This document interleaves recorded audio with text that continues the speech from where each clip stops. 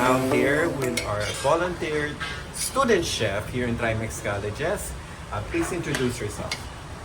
Hi, my name is Ariel Jan Sambat. I'm taking BTVT FSM.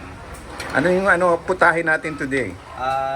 Mababang dish siya. Then, ang name po niya is Sipo Egg. And bakit naman naisipan mo to? Mostly kasi pagka sinabing gulay, kasi mga bata, mas parang di sila kumakain ng sobrang daming gulay. So parang sila natatakot. Kasi dahil simple lang siya. So ngayon, para mas attractive sa kanila, gawin ito isang mas social, isang special sa kanila. Kasi bukod sa creamy siya, tapos attractive siya. So kahit anong tingin nila dyan, para siyang social to. Parang masarap to kainin natin kahit gulay siya. Ayun po. Saan galing itong putahe? Made siya from original siya from Pampanga talaga siya. So parang lahat per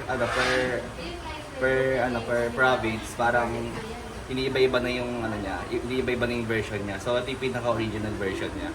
Kapampangan ka ba? Yes po. Shoutout naman sa Kapampangan. Hello po sa mga taga-Pampanga dyan. Bigyan mo ng quail. Lagyan ng tubig.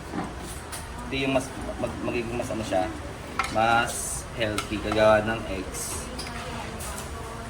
So, I'm sure masarap to, na? Yes, sir.